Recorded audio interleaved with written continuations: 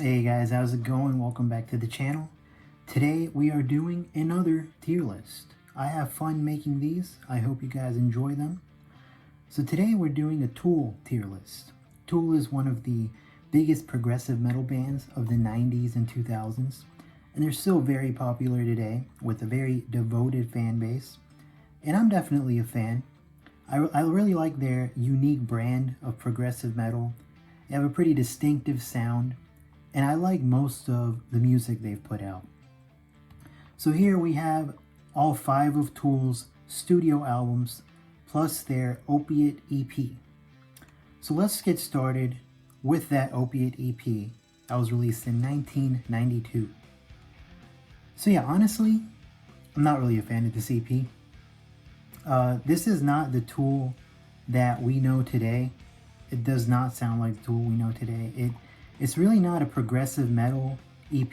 It's more just alternative metal, and the songs here just don't appeal to me. You know, it sounds raw and angry, and you know, it has grit, I guess, but the songwriting itself just is not as interesting in my opinion as their later songwriting.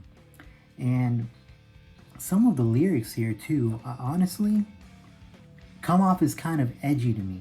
Not in a good way, in like a teenage angst sort of way. Sorry, honestly, that's how I feel.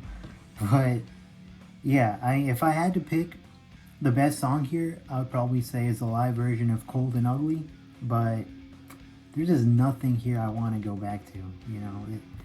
So I'm putting this one in C tier. It's not horrible, but wasn't a great start for them.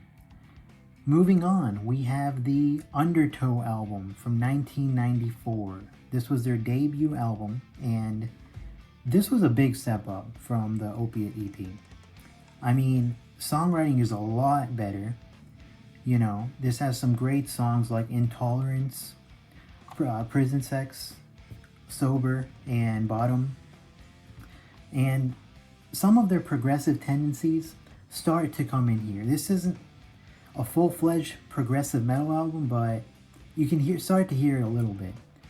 And even though this doesn't have the scope and grandiosity of their later albums, this does have a lot of good riffs. This is like the riff album, you know. So this is a solid debut from them, very good.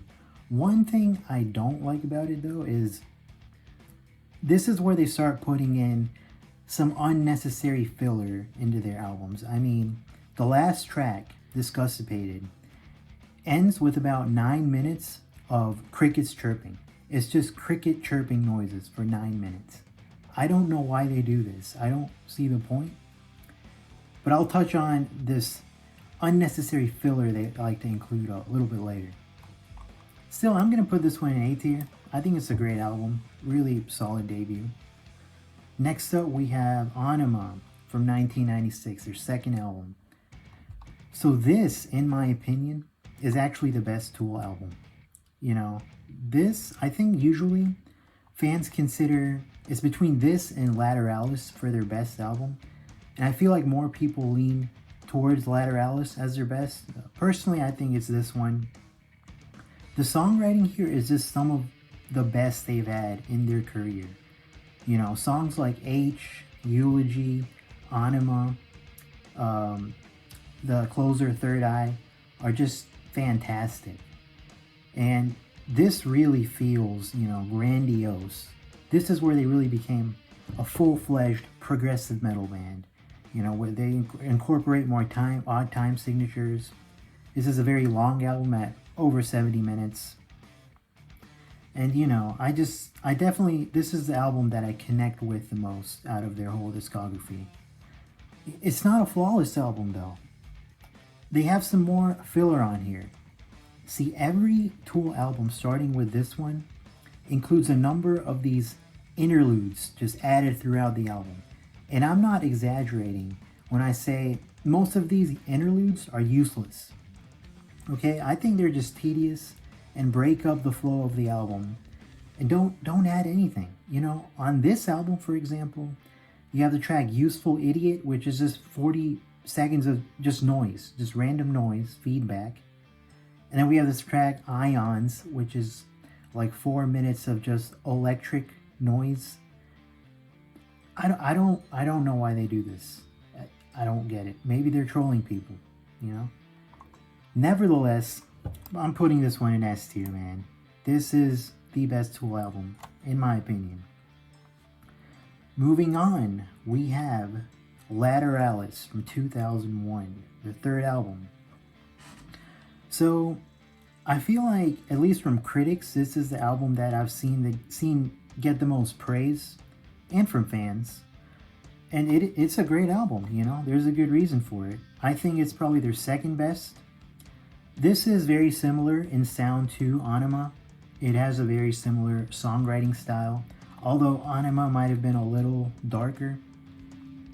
First of all, I gotta say, the opener on this album, The Grudge, is fantastic. What an opener. I mean, so many great riffs. Maynard's vocal performance is on point. And the drumming, as usual, you know, the drummer, Danny Carey, is killing it. I mean, go listen to Maynard scream at about 6 minutes 58 seconds in, and tell me it doesn't want to make you punch a wall or something, you know. It's incredible. There are also some other great songs on this album, like Parabola and Ticks and Leeches. Also, the Schism is on this album, one of their biggest hits. I think that might have been the first Tool song I heard, actually. You know, it's a great album overall. I do think it's slightly weaker than Ænima because towards the end, maybe in the last 3 songs, I think it starts to feel a little long. The songwriting isn't quite as strong. But still gonna put this one in A tier. Really, you know, great album. And, you know, they've got 3 in a row at this point. So, moving on, we got 10,000 Days from 2006, their 4th album.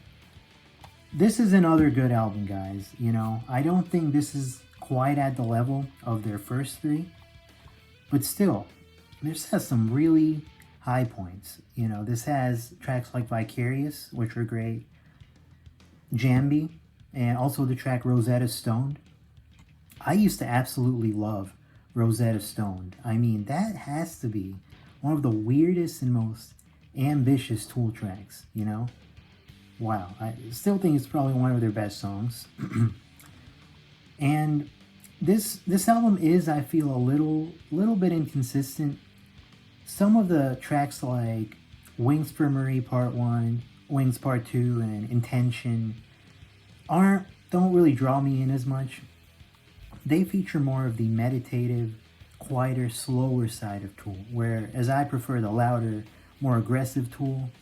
So in those parts, they do lose me a little bit, but nevertheless, I'm putting this one in B tier. Do like this album, you know, definitely worth a listen as a Tool fan.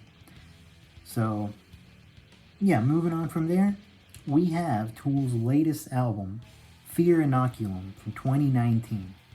That's right, fans had to wait 13 years for this album. It's quite a wait. And gonna be honest, I think this is the only Tool album that I don't care for. You know, this just, man, there's just nothing here that I was like, wow, that was an interesting riff there, or oh man, I'm gonna go back to that song.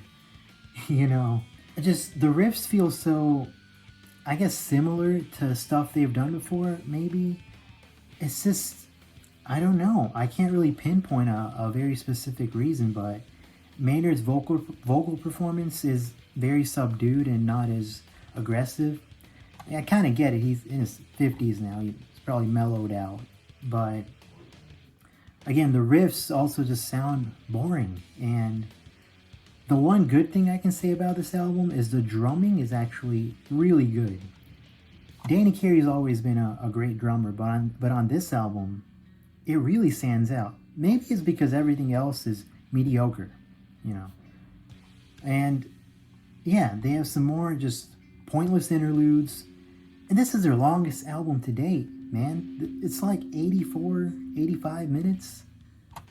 like 85 minutes of meh material, you know. The length works against it. So I'm putting this one in C tier. I don't hate it, but I wouldn't go back to anything on this album.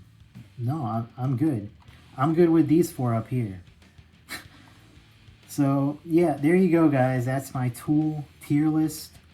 You know, great progressive metal band. For the most part, they've hit. You know, they've made good albums. So I don't know. Let's see if they make another one someday. I'll be down to hear it.